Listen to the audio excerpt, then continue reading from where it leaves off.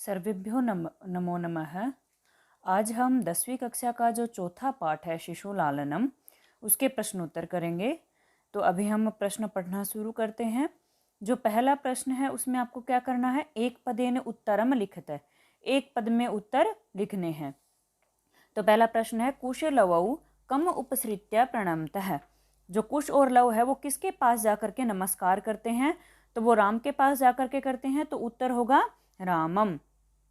अगला प्रश्न है तपोवन वासिन है कुशस्य मातरम केन नामना आह्वयन्ति। जो तपोवन वासी हैं वो कुश की माँ को किस नाम से बुलाते हैं, तो तपोवन वासी किस नाम से बुलाते थे, देवी, तो उत्तर होगा देवी इति नामना। फिर गय वयो अनुरोधात कह लालनीय भवती, कि आयु की जो अल्प अवस्था होती है यानी कि छोटी आयु के कारण जो कौन प्यार के योग्य होता है, लालनीय मतलब प्यार के योग्य, तो वो कौन होता है, बच्चा होता है, तो उत्तर होगा शिशु जन है। अगला प्रश्न है केन संबंधेन वाल्मीकि ही लव कुशयो गुरु। किस संबंध से जो वाल्मीकि थे वो लव और कुश के गुरु थे, तो वाल्मीकि ने क्या किया था, उनका उपनयन संस्कार किया था, तो उत्तर होगा उपनयन उपदेशेन। फिर है कुत्र लव कुशयो पितुः नाम न व्यव्रियते। कहाँ पे लव और कुश के जो पिताजी हैं उनका नाम नहीं लिया जाता, नहीं बोला जाता, तो उसका उत्तर होगा तपोवने। हमने यहाँ लिखा है वने, ठीक है, तपोवने। फिर दूसरा प्रश्न है अधोलिखिता नाम प्रश्नानाम उत्तराणि संस्कृत भाषाया लिखित है। नीचे लिखे हुए प्रश्नों के उत्तर आपको संस्कृत भाषा में लिखने हैं और ये आपको पूरे वाक्य में उत्तर लिखने हैं। पहला जो प्रश्न था उसमें आपको एक पद में लिखने थे, अब आपको पूरे वाक्य में लिखने हैं। पहला प्रश्न है रामाय कुश लवयोः कंठ आश्लेषस्य स्पर्श कीदृशः आसीत्।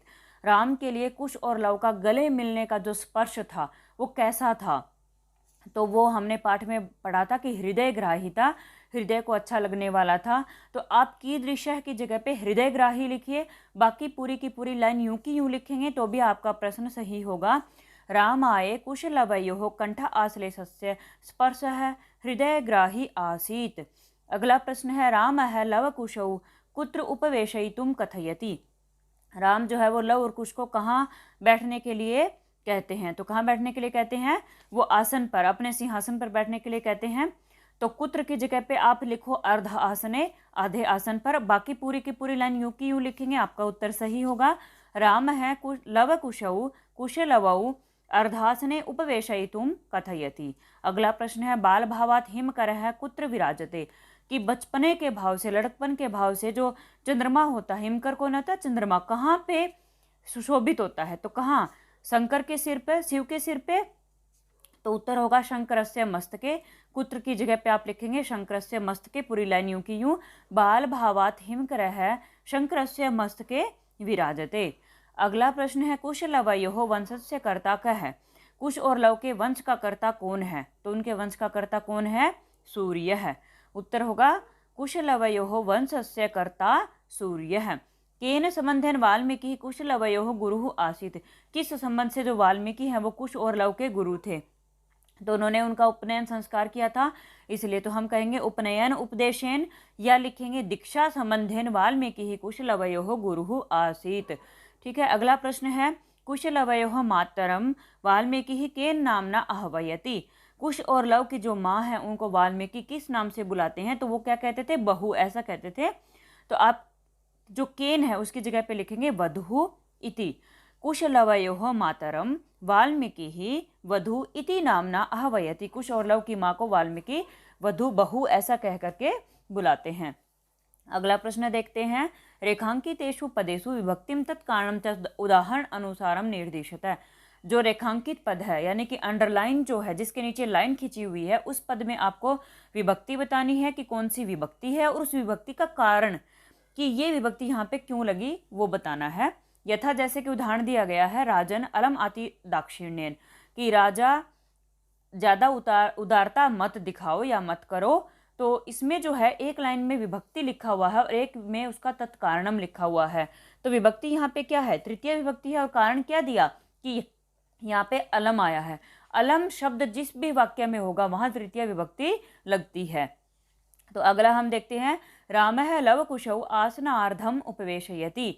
जो राम है वो लव कुश को आधे आसन पर बैठाते हैं, तो अंडरलाइन शब्द है आसनार्धम, ठीक है, तो इसमें जो है वो कौन सी विभक्ति है, इसमें है द्वितीय विभक्ति। कारण क्या है, इसमें जो उपवेशयति लिखा है, आसन अर्धम के आगे जो उपवेशयति लिखा है, उपवेशयति में क्या है, जो उप लगा है, उपवेशयति में जो उप लगा है, उप के साथ जो होता है वो द्वितीय विभक्ति होती है। उपविश, उप उपसर्ग जब विष धातु के साथ आता है, यहाँ पे उपवेश, उप उपसर्ग जब विष धातु के साथ आता है तो वहां होती है द्वितीय विभक्ति। अगला है दिंग माम एवं भूतम, कि मुझे इस प्रकार का होने पर मुझे धिक्कार है। तो यहाँ पे माम लिखा हुआ है, माम में आपको विभक्ति बतानी है, तो माम में जो विभक्ति होती है वो है द्वितीय। ठीक है, और कारण क्या है इसका, कारण है कि यहाँ पे धिक आया है, धिक के साथ हमेशा द्वितीय विभक्ति लगती है। अगला है अंक व्यवहितम अध्यास्त्याम सिंहासनम, तो यहाँ पे जो अंडरलाइन शब्द है वो सिंहासनम है, और सिंहासनम में विभक्ति है द्वितीय। अब द्वितीय विभक्ति होने का कारण क्या है, यहाँ पे अध्यास्त्याम, आप सिंहासनम से पहले आप देख रहे हैं अध्यास्यताम, अध्यास्यताम जो लिखा है उसमें अधि और आस धातु है, अधि उपसर्ग आस धातु, अधि और आस जब भी साथ में आते हैं तो वहाँ पे द्वितीय विभक्ति होती है। ठीक है, अगला जो है वो है अलम अति विस्तरेण, कि ज़्यादा विस्तार मत करो, तो यहाँ पे अति विस्तरेण अंडरलाइन है, अति विस्तरण में जो विभक्ति है वो है तृतीया, और कारण क्या है कि यहाँ पे अलम आया है, अलम की वजह से अलम जो अति विस्तरेण है उसमें तृतीय विभक्ति लगी है। अगला है रामम उपसृत्य प्रणम्य च, राम के पास जाकर के और नमस्कार करके, तो यहाँ पे अंडरलाइन शब्द है रामम, रामम में जो विभक्ति है वो है द्वितीय, कारण है श्री धातु है और उप उपसर्ग यहाँ पे लगा हुआ है, इस वजह से यहाँ पे क्या है, द्वितीय विभक्ति लगी है। अब चौथा प्रश्न हम देखते हैं, यथा निर्देशम उत्तरतः, जैसा कि निर्देश दिया गया है वैसा ही आपको उत्तर देना है। यानी कि क्या कहा गया है, यहाँ पे हर एक जो प्रश्न है, यानी कि कै ख ग घ ग, उनमें जो कोमा लगा हुआ है ऊपर, उन कोमे के अंदर में आपको एक वाक्य दिया गया है। ठीक है, उस वाक्य को आपको ध्यान से पढ़ना है, और उस वाक्य के बाद जो निर्देश दिया गया है, उस वाक्य के बाद लिखा हुआ है कि आपको उसमें क्या काम करना है। ठीक है, तो पहला जैसे कि है जानाम में अहम तस्य नाम ध्येयम, इन दोनों, इस लाइन के ऊपर कोमा लगा हुआ है, आप अच्छे से देख सकते हैं कि मैं उसका नाम जानता हूँ। तो इसमें क्या बताना है आपको, अस्मिन वाक्य कर्तृपदम किम, इस वाक्य में आपको कर्तृपद यानी कि कर्ता बताना है। कर्ता कौन होता है, जो काम करता है। ठीक है, तो इस वाक्य में जो कर्ता है वो है अहम। जानाम में अहम में संधि करेंगे आप, तो जानामी एक तरफ निकल जाएगा, फिर निकलेगा अहम, तो यहाँ पे कर्ता होगा अहम। जैसे हमने क्या हिंदी बोली कि मैं उसका नाम जानता हूँ, तो जानने का काम कौन कर रहा है, मैं कर रहा है ना, तो कर्ता कौन हुआ, मैं, और मैं की संस्कृत क्या है, अहम। अगली लाइन है किम कुपिता एवं भणति उत प्रकृति स्था, इसकी हिंदी है कि क्या गुस्से में होकर ऐसा बोलती है अथवा स्वभाव से ही ऐसा बोलती है। ये वाक्य है कोमे के अंदर, ऊपर कोमा लगा हुआ आप देख सकते हैं। आपको बताना है अस्मात् वाक्यात, इस वाक्य से हर्षिता इति पदस्य विपरीतार्थकम चित्वा लिखत है, कि इस वाक्य से हर्षिता, अब कोमे में आगे एक शब्द और लिखा है हर्षिता, हर्षिता का मतलब क्या होता है, खुश हुई, स्त्रीलिंग है ये, खुश हुई। इस पद का आपको विपरीतार्थक पदम, विपरीत अर्थक बताना है, विलोम शब्द बताना है, उल्टा अर्थ बताना है। हर्षिता का अर्थ है खुशी, खुश हुई, तो इसका उल्टा यहाँ पे है कुपिता। ठीक है, तो इसका उत्तर होगा कुपिता, गुस्सा हुई। अगला है विदूषक है उपसृत्य आज्ञापयतु भवान, अत्र भवान इति पदम कस्मै प्रयुक्तम, विदूषक जो है वो उपसृत्य पास जाकर के क्या कहते हैं, आज्ञापयतु भवान, आप आज्ञा दीजिए। अब ये जो शब्द लिखे हैं इनमें आपको भवान, ये जो पद है ये किसके लिए आया है, तो आप अगर पाठ अच्छे से पढ़ा होगा तो आपके लिए बहुत ही आसान होगा इसका उत्तर देना। विदूषक जो है वो पास जाकर के कहते हैं कि आप आज्ञा दीजिए, तो विदूषक ने आज्ञा देने के लिए किसको कहा था, राम को कहा था। तो ये जो भवान शब्द है यहाँ पे ये किसके लिए आया है, राम के लिए, तो आप यहाँ पे लिखेंगे रामाय। आगे है तस्मात् अंक व्यवहितम अध्यास्याताम सिंहासनम, कि वाक्य लिखा है कि तस्मात् अंक व्यवहितम अध्यास्याताम सिंहासनम, की गोद में बैठ करके सिंहासन पर बैठिए। इस वाक्य में आपको अत्र क्रियापदम किम, आपको इसमें क्रिया बतानी है कि काम क्या हो रहा है। तो हमने हिंदी बताई, हिंदी के हिसाब से आप समझ सकते हैं कि क्या काम हो रहा है, यहाँ बैठने का काम हो रहा है, और बैठने की संस्कृत यहाँ पे क्या है, अध्यास्याताम, तो उत्तर आपका होगा अध्यास्याताम। आगे है वैसस्तु न किंचित अंतरम, कि आयु में तो कुछ अभी अंतर नहीं है, क्या, वैसस्तु न किंचित अंतरम, आयु में कुछ भी अंतर नहीं है। अत्र आयु से इत्यर्थे किम पदम प्रयुक्तम, यहाँ पे आयु के लिए क्या पद प्रयोग हुआ है, यानी कि आयु का पर्यायवाची एक तरह से बताना है यहाँ पे। तो वैसे क्या होता है आयु, तू तो, न नहीं, किंचित कुछ भी, अंतरम अंतर है। तो आयु के लिए यहाँ पे कौन सा शब्द आया है, वैसा है। ठीक है, अगला प्रश्न है अधोलिखितानि वाक्यानि कह कम प्रतिकथयति। आपको ये बताना है इस प्रश्न में कि नीचे वाक्य लिखे गए हैं और आपको इन वाक्यों में ये बताना है कि ये जो बात है वो कौन किसको कह रहा है। ठीक है, तो पहला है स व्यवधानम न चारित्र्य लोपाय, कि अगर रुकावट के साथ काम किया जाए तो उससे चरित्र का लोप नहीं होता। ये वाक्य किसने कहा था, तो ये वाक्य जो था आप ये देखेंगे एक तरफ कह लिखा हुआ है, कह मतलब कौन कह रहा है, आगे लिखा है कम यानी कि किसको कह रहा है। तो पहले कौन कह रहा है, ये वाक्य जो है वो राम बोल रहे हैं, तो उत्तर होगा राम है। और किसको कह रहे हैं, लव कुशौ। आप कम में क्या लिखेंगे, लव कुशौ, लव और कुश को कह रहे हैं। ठीक है, जब वो आसन पर बैठने के लिए मना करते तब राम ने कहा था कि रुकावट के साथ बैठोगे तो कोई चरित्र लोप नहीं होगा, मतलब कि गोद में बैठ करके बैठ जाओ, ऐसी बात वहां पे हुई थी पाठ में। अगला है किम कुपिता एवं भणति उत प्रकृति था, क्या गुस्से में होकर के ऐसा बोलती है अथवा स्वभाव से ही ऐसा बोलती है। तो ये बात जो है वो किसने बोली थी कि जब नाम पूछ रहे थे, पिता का नाम पूछ रहे थे तो लव और कुश ऐसी बात बोल रहे थे, तो विदूषक उनसे नाम पूछ रहा था। ठीक है, नाम तो राम पूछ रहे थे, फिर बीच में जब कुश ने ये कहा कि उनका नाम जो है वो निर्दयी है, तो ऐसा कौन कहता, बोले ऐसा माँ कहती है। तो माँ क्यों कहती है, गुस्से में होकर बोलती है या स्वभाव से बोलती है, तो ये किसने कहा था, ये बोला था विदूषक ने।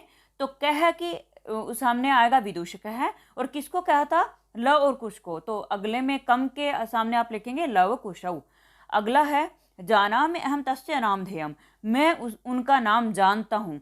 ये बात किसने बोली थी, ये बात कुश ने बोली थी कि जब राम नाम पूछ रहे थे तो लव जो कहते हैं वो कहते हैं कि मैं तो नाम नहीं जानता हूँ, फिर कुश कहते हैं मैं तो नाम जानता हूँ। तो कहते क्या नाम है, तो कहता है कि निर्दयी नाम है, निरनुक्रोश है। ठीक है, तो ये वाक्य किसने बोला, ये वाक्य बोला कुश है, कुश ने। और किसको कहा, राम को कहा। तो आप कम में लिखेंगे रामम। फिर है तस्या द्वे नामनी, उसके दो नाम हैं। तो ये किसके लिए कह रहा है, सीता के लिए कह रहे हैं कि उनके दो नाम है। तो ये बात किसने बोली थी, ये बात लव ने बोली थी। और किसको बोली थी, विदूषक को बोली थी, क्योंकि सीता का नाम जो था, माँ का नाम विदूषक पूछ रहा था, क्योंकि राम ने ये बोला था कि स्त्री के ऊपर टिप्पणी करना मेरे लिए सही नहीं है, यानी कि वो कहना चाहते थे एक स्त्री का नाम मैं नहीं पूछ सकता। तो फिर ये बात किसने बोली थी, लव ने बोली थी। किसको बोली थी, विदूषक को बोली थी। तो कह में लवा है और कम में विदूषकम। फिर आगे है वयस्य अपूर्वम खलु नाम ध्येयम, वयस्य हे मित्र अपूर्वम खलु नाम ध्येयम, जो नाम है वो निश्चय ही अद्भुत है। तो ये बात किसने बोली थी, ये बात राम है, राम ने बोली थी। और किसको बोली थी, विदूषकम, विदूषक को बोली थी। क्योंकि राम जो है वो वयस्य मतलब मित्र, मित्र राम किसको बोल रहे थे, विदूषक को बोल रहे थे। तो कम में आएगा विदूषकम। अगला आपका छठा प्रश्न है, छठा नहीं सातवां हो जाएगा यहाँ पे। छठा प्रश्न है यहाँ पे क्या है, मंजूषाता है पर्याय पदम चित्वा पदानाम समक्षम लिखित है, कि मंजूषा से आपको पर्याय द्वयम चित्वा, कि मंजूषा यहाँ पे दी गई है, उसमें से दो दो पर्यायवाची आपको चुन करके शब्दों के सामने लिखने हैं। तो जो मंजूषा में शब्द है मैं उनके अर्थ बता देती हूँ आपको। पहला शब्द है शिव है, शिव है मतलब शिव। फिर है शिष्टाचार है, मतलब सदाचार जो होता है, शिष्टाचार, अच्छा आचरण। फिर है शशि ही, शशि मतलब चंद्रमा। फिर है चंद्रशेखर है, चंद्रशेखर होता है शिव को कहते हैं, कि चंद्रमा जिनके सिर पर है उनको कहते हैं चंद्रशेखर है। ठीक है, वो है शिव। अगला है सुतः, सुतः मतलब बेटा। फिर है इदानीम, इदानीम का अर्थ होता है अब। अधुना, अधुना का अर्थ है अब। पुत्र है यानी कि पुत्र, बेटा। सूर्य है, सूरज। सदाचार है वही, शिष्टाचार, सदाचार, अच्छा व्यवहार, अच्छा आचरण। फिर है निशाकर है, निशाकर कौन किसको बोलते हैं, चंद्रमा, यानी कि जो निशा, कौन, निशा का अर्थ क्या होता है, रात्रि, रात्रि में जो प्रकाश करता है वो कौन होता है, निशाकर है, चंद्रमा। फिर अगला है भानु, भानु होता है सूर्य। ठीक है, तो अब हम पहला जो शब्द यहाँ पे लिखे हुए उनसे शुरू करते हैं। पहला शब्द है हिमकर है। ठीक है, हिमकर है का आपको पर्यायवाची बताना है। तो हिमकर के लिए यहाँ पे दो शब्द आए हैं, अगर आपने हमारे अर्थों को ध्यान से सुना होगा तो हिमकर यानी कि चंद्रमा के पर्यायवाची यहाँ पे हैं शशि ही, और शशि ही एक है, दूसरा है निशाकर है। अगला है संप्रति, संप्रति का अर्थ है अब। अब के लिए हमने दो शब्दों की हिंदी करी थी, क्या, इदानीम और अधुना। फिर है समुदाचार है, समुदाचार का अर्थ होता है शिष्टाचार। तो यहाँ पे शिष्टाचार जो है वो दो आए थे, शिष्टाचार है और सदाचार है। अगला है पशुपति ही, पशुपति मतलब शिव, पशुओं के जो स्वामी है कौन है, शिव है। तो पशुपति के लिए यहाँ पे दो शब्द कौन कौन से आए हैं, एक आया है शिव है और दूसरा आया है चंद्रशेखर है। फिर अगला है तनयः, तनयः मतलब पुत्र बेटा। तो यहाँ पे तनयः के दो पर्यायवाची हैं, कौन है? एक है पुत्र है, दूसरा है सुत है। फिर है सहस्रधिदिति। सहस्रधिदिति किसको कहते हैं? सहस्र मतलब हजार, धिदिति मतलब किरणें, जिसकी हजारों किरणें हैं। हजारों किरणों वाला कौन होता है? सूर्य होता है। तो यहाँ पे सहस्रधिदिति जो है वो किसके लिए आया है? एक आया है भानु के लिए और दूसरा आया है सूर्य के लिए। ठीक है, तो यहाँ पे होगा सूर्य है और भानु। फिर अगला प्रश्न आपको क्या करना है? विशेषण विशेष्य पदानि योजयत है। विशेषण और विशेष्य पद आपको जोड़ने हैं। विशेषण क्या होता है? जो विशेषता बताता है, और विशेष्य क्या होता है? जिसकी विशेषता बताई जाती है। ये शब्द जो है वो पाठ से ही उठाए गए हैं। ठीक है, तो जैसे कि पहला उदाहरण दिया गया है शलाघ्या, और विशेष्य है कथा। शलाघ्या का मतलब होता है प्रशंसनीय, जिसकी बड़ाई की जा सके। वो कथा मतलब कहानी, ऐसी कहानी है जिसकी बड़ाई की जा सके। तो अगला शब्द है उदात्तरम्य है। उदात्तरम्य कौन होता है? जो अत्यधिक रमणीय है। तो उदात्तरम्य क्या है? यहाँ पे समुदाचार है। उदात्तरम्य किसका विशेष्य है? समुदाचार है का। अगला है अति दीर्घ है। अति दीर्घ मतलब बहुत बड़ा। तो वो क्या है? अति दीर्घ का आप मिलान करेंगे किसके साथ? प्रवास है। जो प्रवास है वो अति दीर्घ है। अगला है समरूप है। समरूप है मतलब समान रूप है, बिल्कुल ही एक जैसा है। ऐसा क्या है? ऐसा है कुटुंब वृतांत है। परिवार का जो वृतांत है, विवरण है, वो बिल्कुल एक जैसा है। राम कह रहे थे लव कुश के बारे में विदूषक को कि हे विदूषक, इनका और मेरा जो परिवार का जो वृतांत है, विवरण है, वो एक जैसा है। अगला शब्द है हृदयग्राही। हृदयग्राही मतलब हृदय को अच्छा लगने वाला। ऐसा क्या था? स्पर्श है। स्पर्श। हृदयग्राही का आप किसके साथ मिलान करेंगे? स्पर्श है। अगला है कुमारयोः। कुमार किसके लिए आया था यहाँ पे? कुश और लव के लिए। तो आप कुमारयोः का किसके साथ मिलान करेंगे? कुश लवयोः। आगे आपको साथ जो अगला प्रश्न है उसमें आपको क्या करना है? अधोलिखित पदेषु संधिम कुरुत है। नीचे लिखे हुए पदों में आपको संधि करनी है। पहला शब्द है द्वयोः प्लस अपि। द्वयोः प्लस अपि। तो यहाँ पे क्या है? विसर्ग के बाद ए है। ठीक है, तो आप यहाँ पे विसर्ग को बना देंगे रे, तो शब्द बनेगा द्वयोर अपि। ठीक है, विसर्ग को रे बनाएंगे तो रे जो है वो आधा होगा, और उस रे में ए मिल करके वो रे पूरा हो जाएगा, और ए जो है वो नहीं रहेगा क्योंकि वो रे में मिल चुका है। अगला है द्वौ प्लस अपि। तो यहाँ पे कौन सी संधि होगी? यहाँ पे जो है वो अयादि संधि एक तरह से होगी। द्वौ जो है उसमें औ की मात्रा लगी हुई है। औ को होता है आओ, तो औ को आप आओ बनाइए। द्व प्लस आओ प्लस अपि है, तो आओ में अपि जोड़िए तो बन गया आओ अपि, और आओ को आप जोड़िए द्व के साथ तो शब्द बन गया द्वाओ अपि। फिर अगला है कह प्लस अत्र। तो कह प्लस अत्र में विसर्ग के बाद ए है। इसमें एक शब्द, एक चीज जो है वो आप बहुत ही दिमाग में बैठा लीजिए, उससे आपको, क्योंकि ये संधि बहुत ही इंपॉर्टेंट है। ये 9th में 10th में हर क्लास में आती है, और 1 नंबर आपको पेपर में दे के ही जाती है। तो आप इसको बहुत अच्छे से समझ लीजिए। कह प्लस अत्र, यहाँ पे जो कह है, कह में विसर्ग लगा हुआ है, और कह में क्या है? ए है। आप इसका वर्ण विच्छेद करेंगे तो आपका बनेगा क प्लस ए और फिर विसर्ग। ठीक है, तो क में जो ए है, ए के बाद विसर्ग है, और फिर विसर्ग के बाद दोबारा अत्र का ए है। ए विसर्ग ए। तो आप इसकी संधि कैसे करेंगे? हमेशा आपको इस नियम का याद रखना है। जो यहाँ पे विसर्ग है उसको आप बना देंगे ओ। तो विसर्ग को जब ओ बना तो क को बन गया को, और अत्र में जो ए है उसको आप अवग्रह चिन्ह बनाएंगे। अवग्रह चिन्ह क्या होता है? जो हम एस की तरह लिखते हैं वो होता है अवग्रह चिन्ह। आप जब इसको जोड़ेंगे तो क्या करेंगे? विसर्ग को ओ और अत्र का जो ए है उसको अवग्रह चिन्ह बनाएंगे, तो यहाँ पे बन जाएगा कोत्र। ऐसे ही अगला भी सेम टू सेम है, अनभिज्ञ प्लस अहम। जो ज्ञ लिखा है, ज्ञ पे विसर्ग लगा, ज्ञ में भी ए है, तो वही आपको करना है। विसर्ग को ओ बनाना है, और अहम का जो ए है उसको आप अवग्रह चिन्ह बना देंगे, एस बना देंगे। ठीक है, अनभिज्ञो अहम बन जाएगा। अगला है इति प्लस आत्मानम। यहाँ पे जो है वो यण संधि है। इति प्लस आत्मानम में कौन सी संधि है? यण संधि है। तो इति जो है उसमें आप क्या करेंगे? इति का जो ई है उसको आप बनाएंगे य। ठीक है, इति के य को, ई को बनाएंगे य। फिर ई निकलते ही तय आधा रह जाएगा। ई आधा तय और यह भी क्या है? आधा होगा। तो आपका यहां तक इति तक बन गया ई आधा तय और आधा य प्लस आत्मानम। तो फिर आप आ की मात्रा य में मिलाइए, तो यह पूरा हो गया और या बन गया। ई आधा तय और या बन गया आपका। आ आप मिला चुके हो, फिर बच गया त्मानम। आत्मानम को बाद में जोड़ दीजिए तो आपका शब्द बनेगा इत्यात्मानम।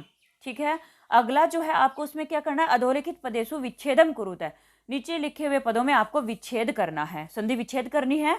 तो पहला शब्द है अहम अप्यद एतयोः। तो यहाँ पे क्या है, यहाँ पे आप निकालिए यण संधि यहाँ पे बनेगी अहम अपि प्लस एतयोः। अपि का जो पै में ई की मात्रा है उसको ये हो गया, तो पै आधा रह गया, वही संधि है जो हमने इत्यात्मानम में की है। ठीक है, वहां पे आपको संधि करनी थी, यहाँ पे विच्छेद करना है। तो आप पहले आप इसको यहाँ से तोड़िए, अहम अपि एतयोः, अपि का जो पै में ई की मात्रा है उसको यह हो चुका है, तो आप बनाइए अहम अपि प्लस एतयोः। अब आप क्या करेंगे, शुरू में जो है वो संधि नहीं है लेकिन आप वर्ण विच्छेद कर दीजिए तो थोड़ा अच्छा और लगता है, अहम प्लस अपि प्लस एतयोः। अगला शब्द है वयो अनुरोधात, जो मैंने इससे पहले वाले पार्ट में आपको बताया था, को अत्र और अनभिज्ञो अहम में सेम संधि यहाँ पे की गई है। जैसे आपको वहां पे संधि करनी दिखाई गई थी वैसे ही आपको यहाँ पे विच्छेद करना है।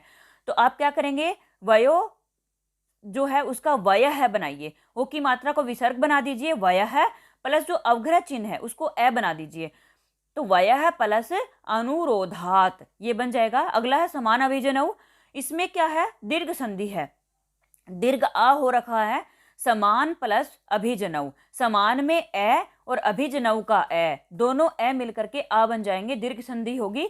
अगला है खलवे तत्, खलवे तत् में जो है वो वही यण संधि है, तो यहाँ पे बनेगा खलु प्लस एतत्, विच्छेद जो होगा वो होगा खलु प्लस एतत्।